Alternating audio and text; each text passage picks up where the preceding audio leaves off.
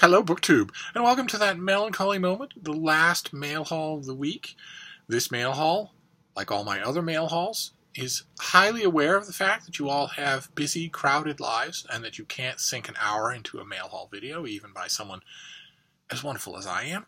So, of course, this video, like all my other mail haul videos, will be no more than 10 minutes long. So, shall we get started? Let's see. Let's see what this first one is. From W. Norton, one of my favorite publishers. Oh, great. Okay, I requested this. I can't remember if this is a debut or not.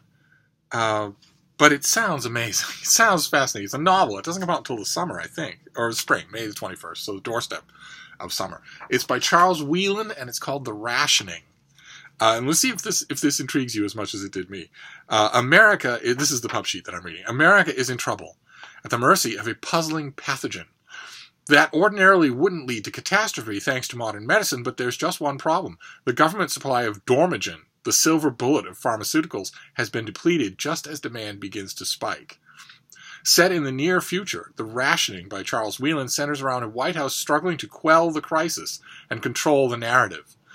Working together, just barely, are a savvy but preoccupied president, a Speaker of the House more interested in jockeying for position, and a potential presidential bid than attending to the minutiae of disease control, a patriotic majority leader unable to differentiate a virus from a bacterium, a strategist with brilliant analytical abilities but abominable people skills, and, improbably, our narrator, a low-level scientist with the National Institutes of Health who happens to be the world's leading expert on lurking viruses. Political backstabbing, rank hypocrisy, and dastardly deception reign in this delightfully entertaining political satire, sure to lift one's spirits far above the national stage. Now, I don't know that last part is true. I don't know that last part is true. Because any rational person reading a book set on that premise is immediately going to start thinking, well, what would happen if a major pathogen struck the United States now, under the Trump administration? With Trump's two leading cabinet-level scientists don't believe in evolution. Maybe it would be more worrying a book than the publicist thinks. Little goes according to plan during the first 3 weeks necessary to replenish the stocks of Dormagen. Some Americans will get life-saving drugs and others will not, and nations with their own supply soon offer aid for a price. And what has he? Oh, okay. This author has done other books. He is the author of best-selling Naked Statistics and Naked Economics, and is a former correspondent for The Economist. He teaches public policy and economics at Dartmouth and lives in Hanover, New Hampshire. Naked Statistics and Naked Economics, were they fiction? Is this his debut fiction? I don't know either of those two titles. But anyway, I'm always up for political satire, especially if it's done well, so we shall see. This comes out months and months from now, many snowstorms from now, so I don't have to worry about it right in the offing, although who knows if it's many snowstorms. Boston has had an almost record absence of snowstorms, of actual messy winter weather. Almost none. The graph is just unbelievable. We're down here, and most years are way up here, and then the exceptional years are way up here. So who knows if they'll all just keep petering out or not. Might not be a season for snow. So let's move on. What do we have next here? What is this? This is from One World. The people at One World Press, they are wonderful. This is due in July, and it is a debut novel. And it is called In the Shadow of Wolves by Alvydas Slepkius, translated from the Lithuanian by Romas Kinka. A powerful debut novel based on the real-life wolf children of East Prussia during World War II. Forced into the forests of Lithuania, they learned lessons of survival and resilience in a world devastated by war. And it's called In the Shadow of Wolves. And that is the author's name. I probably massacred it, but he's we'll learn all about him here. What is this? This is a debut novel in translation. The Second World War is drawing to a close, but the world is far from safe. Left to fend for themselves, women and children are forced out of their homes in East Prussia to make way for the advancing victors. As the Russian soldiers arrive, the women know that they are still very much in danger, and that for them, the fight for survival is only just beginning. Facing crucial food shortages and the onset of a bitter cold winter without heat, The women send their children into the nearby forest where they can secretly cross the border into Lithuania, begging the local farmers for work or food to take back home to their waiting families. Along the way, the children find cruelty, hardship, and violence, but also kindness and hope, and the promise of a new and better future. Okay, so this is a historical novel. Once again, I mean, it sounds like it's going to be very, very far onto the literary scale, but it's still a historical novel. And the author is one of Lithuania's most multi-talented contemporary artists. He is a poet, a prose writer, a playwright, a screenwriter, an actor, and a director. I don't know if I have any viewers in Lithuania. His works included 2 books of poetry, a short story collection, and his debut novel. And he edits the fiction section of a Lithuanian cultural weekly journal, which I have not written for. So this came out in Lithuanian in 2011, and it's now 8 years later. So this will probably be old news. If there is anybody watching from Lithuania, this will be old news for you. But I don't think I've read any Lithuanian fiction in years, so it'd be great for me. Fantastic. All right, so that's the summer. Okay, what else have we got here? Let's see. This one's kind of small. Could be a slim volume of poetry. Those don't bother us anymore on this channel. We rather like them. What is this? Okay. All right. This came out in early March. Okay. No, it comes out in early June. It's by Anne Quinn, and it's called Burg. But the main point is that smoking is cool. That's the point you're supposed to take, I assume. Because this is a debut as well. A debut. The Guardian said it's a debut so staggeringly superior to most that you'll forget it. You forget it's a debut. Alistair Burg hears where his father, who has been absent from his life since his infancy, is living.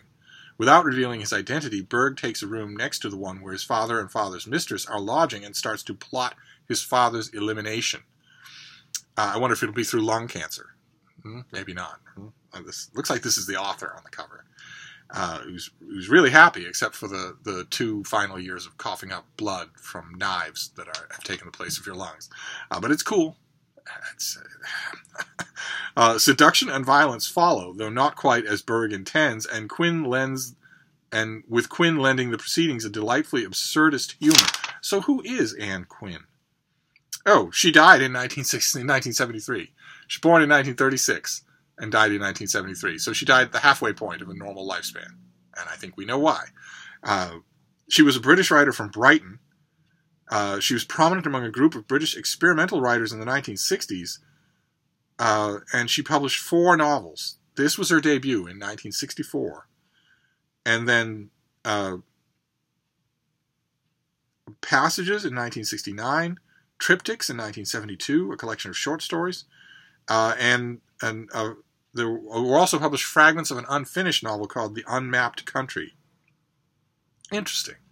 I have never read this author. I don't think I've ever even heard of her. But she was a trailblazer from a generation ago. Oh, that is interesting. Okay, well, Burg then by Anne Quinn. That's fantastic. This is a genuine discovery. Boy, the fiction this time around is not coming straight across the plate, is it? All right, let's see. Let's move on here. This one is light as a feather. This could be a romance novel. It's one of these vacuum pack things that you have to tear apart. You have to rip it apart like a bomb was going to. And you almost always damage what's inside when you do. Look at that. That's what I had to do to get the package out. Ridiculous. And I did damage. I damaged the pub sheet. Ridiculous. Oh. Okay, but it was worth it. All right, so this comes out in just a week. Well, I wondered if we were going to see any life out of you. Frida's had a very busy day. She's been very tired. You want to jump? No? Oh, she's going to sleep like a rock in about an hour. This looks very good. This comes out in just a week. This is by Susan Enoch, who is fantastic in my newly spritzily organized romance shelves. I should be able to tell at a glance how much Susan Enoch I have, but I know it's a lot. I have at least 4 of her novels. This is It's Getting Scott in Here. Because every young woman in a romance novel deserves a Highlander of her own. It's getting Scott in here. This is The Wild Wicked Highlanders. So is this the first book in a series of Wild Wicked Highlanders? Oh no, it doesn't look like it. Okay, so this is kind of odd. He's in full regalia, but they have a well-mannered gazebo behind them. It doesn't look like they're in the Highlands. Let's find out. Let's find out what this is. Oh, this is the first in a series. Okay, this is the first in a wickedly seductive new Scottish historical romance series from Susan Enoch, in which crosses two sweethearts from separate worlds. Readers find out what happens when a headstrong leading lady who refuses to marry someone she doesn't love meets an off-limit ruffian from the barbaric Highlands. London socialite Amelia Rose Baxter is nobody's fool. Her parents may want her to catch a title, but she will never change who she is for the promise of marriage. Her husband will be a man who can appreciate her sharp mind as well as her body. A sophisticated man who loves life in London, a man who considers her his equal and won't try to tame her wild heart. Rough, rugged Highlander Neil McTaggart and his brothers know the rules. There will be brothers, because it's going to be a series, and each one of them is going to star in a separate book and find love in their own way. The eldest must marry or lose the ancestral estate, period. But Neil's eldest brother just isn't interested in the lady his mother selected. Is it because Amelia Rose is just too free-spirited? Yes. Brazen? Aye. Surely Neil can find a way to soften up the whip-smart lass and make her perfect match for his brother for the sake of the family. But instead, he's going to fall in love with her instead. Oh, wonderful. Okay, so this comes out, at the end of February, the last Tuesday in February, so it's right around the corner. I had to mangle the pub sheet just a little, but that's okay. I won't be using it. Great. Okay, a romance novel. That is a fine way to move forward here. All right, let's do this next one. We've got all of these vacuum pressed cardboard packages now. So, you want some cardboard, baby B? Yes.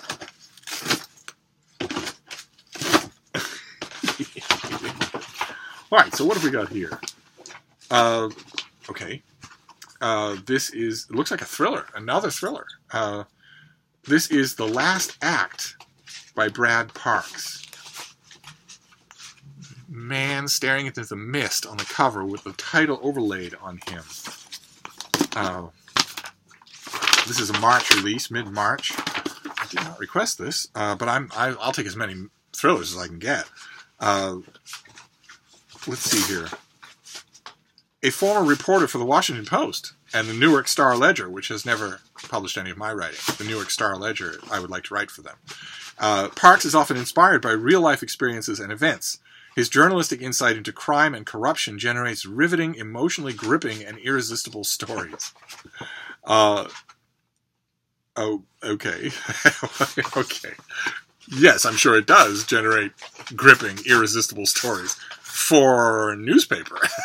The fact that you have great insight as a journalist doesn't make you a good writer, a novelist. It'd be nice if that list had mentioned his fiction writing chops, but we shall see.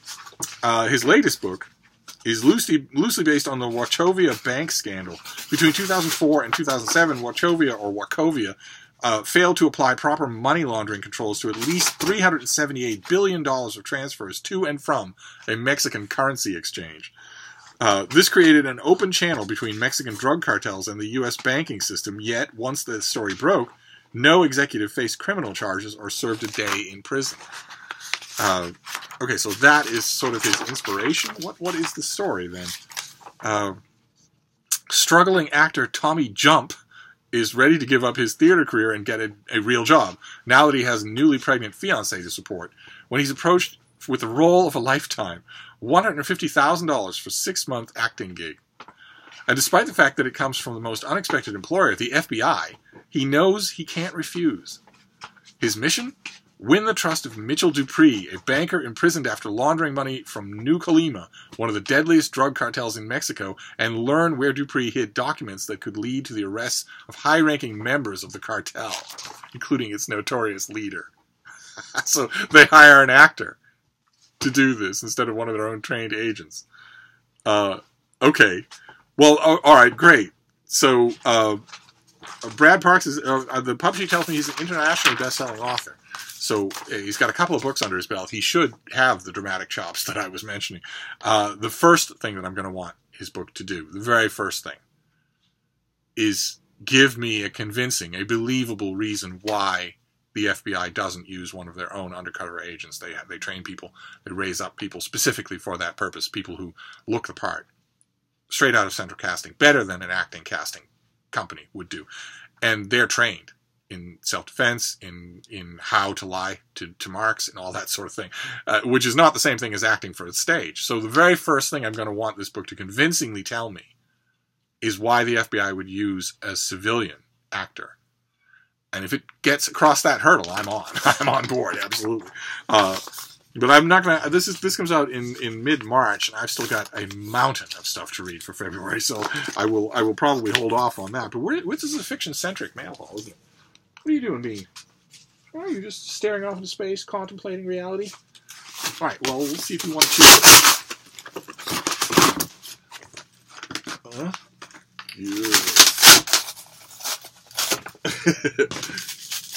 Oh. She'd like to do more damage when we do that, when I hang her up off a package, but she only weighs 10 pounds, so she doesn't have much weight to throw around. Oh. Okay. All right. Didn't request this, but it's a little bit out of the ordinary. This is by Jen Dedrick, illustrated by Rita Sapunor, and it is She the People. This is a graphic history of uprisings, breakdowns, setbacks, revolts, and the enduring hope on the unfinished road to women's equality. And you can see all kinds of figures there, and you don't know... They're meant to represent a lot, in addition to being a lot. And the inner artwork is similarly, it's a kind of an informal artwork style, it looks like. Very sketchy, rather than finished. So let's see what we have here. Let's see here. Equal rights under the law shall not be denied or abridged by the United States or by any state on account of sex. That's a quote. And a very important quote. Nearly 50 years after the Equal Rights Amendment was passed by the Senate and sent to the states for ratification, it's beginning to look like Equal Rights Amendment might become federal law, officially banning discrimination on the basis of sex for the first time. How did we get to this point, and why has it taken so long? Why has it taken so long? It's fairly easy to answer. It's complicated, but Dedrick, the author, explains in her new book, in May 2018, Illinois became the 37th state to ratify the Equal Rights Amendment. But feminist leaders had been expecting it to happen a little sooner, like back in 1972, when Congress passed the amendment and sent it to the states with a 7-year deadline. In She the People, the author puts the ensuing battle in broader context. This history has a lot of graphic novel-style illustrations and a fair amount of attitude. This is going to go well with the women's suffrage movement Penguin volume that I got just yesterday. It includes moments and leaders we associate with the women's movement, along with some we might not, but should. Abigail Adams famously admonished her husband to remember the ladies during the proceedings of the Continental Congress in 1776. That quote is taken out of context all the time and made to carry a burden that it in no way should bear. Elizabeth Freeman filed a lawsuit against her owner, winning her freedom and laying the groundwork for Massachusetts to become a free state. Alice Paul, the subject of a fantastic new book, called Mr. President, How Long Must We Wait? Just must-reading, amazingly good. Alice Paul, who was in prison for her activism in support of the 19th Amendment, spent the last 50 years of her life working to pass the Equal Rights Amendment. Polly Murray, who we've met on this channel before, the author of, among other things, The Song in a Weary Throat, a newly reprinted memoir. Wrote the legal framework for the arguments in Brown versus the Board of Education, and went on to co-found the National Organization for Women. People in other spheres, from Amelia Earhart to Mary Tyler Moore to Beyonce, I'm in love with this book, helped expand the ideas about what's possible for women. It'd be nice if Oprah's name were on that list. But I'm sure she'll be in the book. At a time when, I don't even want to say the word. I don't want to say the phrase. It's what Donald Trump admitted to on the Access Hollywood tape. It's at a time when that doesn't disqualify a presidential candidate, and hashtag #MeToo is a household phrase. Women's rights are in the news a lot lately. The author hopes they'll soon be in the Constitution as well, with She the People serving as a guide to how it happened and an inspiration for the next leg of the journey. Okay. All right. So did I mention when this comes out? This comes out right at the beginning of March. But I'm not going to wait. Because I want to see what the author's style is like. I can see at a glance what the writing style is like. So now I just want to see how deep does the book go. How deep a dive does it go? Is it for beginners? That sort of thing. Nothing wrong with that, but I want to see, so I will get to that right away. If you can hear me over the cardboard being destroyed. Let's see. What is that, baby?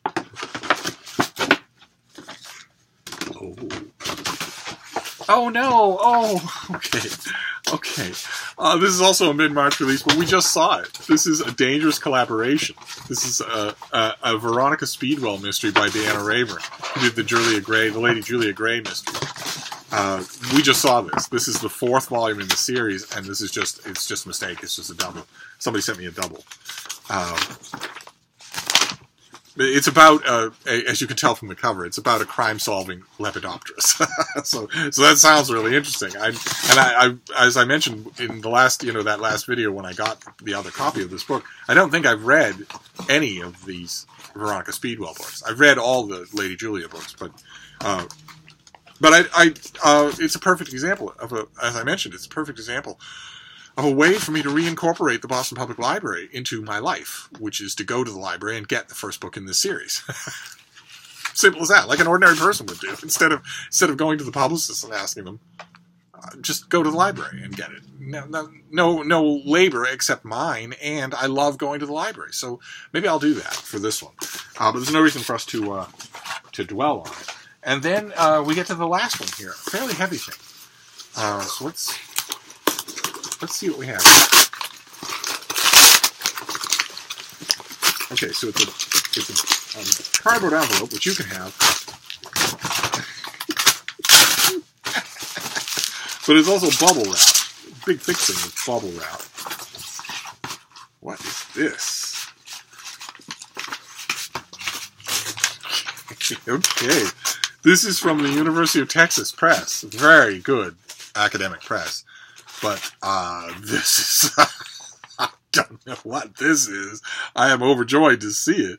It came out in November, so it is old news. Just like... weren't they the ones that sent me that book about the perfect novel?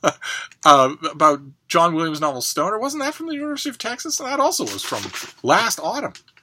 But unlike that book, this book I want to dive right into right away because I missed it completely in 2018. This is by Ibrahim Al-Koni, and it is called The Fetishes. And it is a gigantic book that bills itself as the Tuareg epic. Look at that. What on earth? What is this?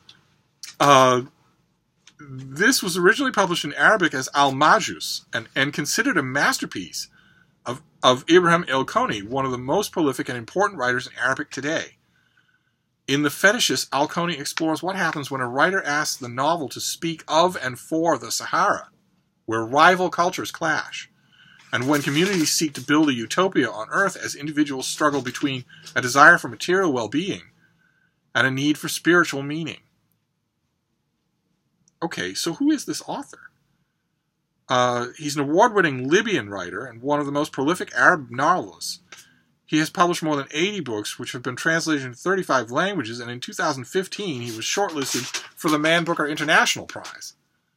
Okay, so he's still alive. So this isn't an ancient epic of any kind. This was translated by William Maynard Hutchins, and is an epic novel of the Sahara Desert, in which the author blends Tuareg folklore and history with an intense, fond descriptions of daily life in the desert, creating a mirror for life anywhere. Ah, this sounds fascinating. Why didn't I know about this in 2018? Okay, so when did this originally appear, then? Do we know? Will it even say? 2001. Well, that was a long way back, because that's in 2001. Okay. Well, this is a little frustrating. I mean, the pub date was November 11th, 2018, so... I can't review this thing. but I can certainly read it, and I want to. I'm afraid, even though it's totally irresponsible of me, I'm going to bump something that's new in favor of reading this. I don't want to miss this. Even if I'm not going to write about it, I still don't want to. I am still a reader, after all. So I don't want to miss this. So I'll bump something and just read this. Because this is too interesting to pass off. All right, so that is our mail haul. Totally bewildering. So we have The Fetishes by Ibrahim Al-Koni, a prolific and apparently very well-known Arabic author. Those of you who might know better, do you know this author? I want to know him better. Then we have a double of A Dangerous Collaboration. And then She the People. Kind of a graphic novel. It's not really a graphic novel. It's just a heavily illustrated beginner's book about the struggle for women's equality. Then The Last Act by Brad Parks, in which an actor is tapped to infiltrate a drug cartel, or the money laundering corridor between a bank and a drug cartel. Then The Rationing by Charles Whedon, about a novel about a near-future epidemic that needs the U.S. government to do its job superbly well, and apparently that doesn't happen. Then we have, what an international thing this is. I mean, a Libyan author writing a Tuareg epic, and here we have a Lithuanian author, In the Shadow of Wolves, a debut novel. Then this thing, an English novel from 1964, the author's debut, also now reprinted. Amazing. I love my job, if I haven't said that recently. And last but certainly not least, it's Getting Scott in here. The new thing from Suzanne Enoch, who is... She's wonderful. She's absolutely wonderful. I will read her write about anything. So, there you go. That is our last mail haul of the week, and there was nothing predictable in it. Nothing at all predictable in it. I don't know what to say, except I'm very grateful for that fact. So I'll wrap this up for now. But I want to draw your attention to the fact that this video proves that a mail haul can get done in 10 minutes. So I don't know what the problem was. Thank you for tuning in.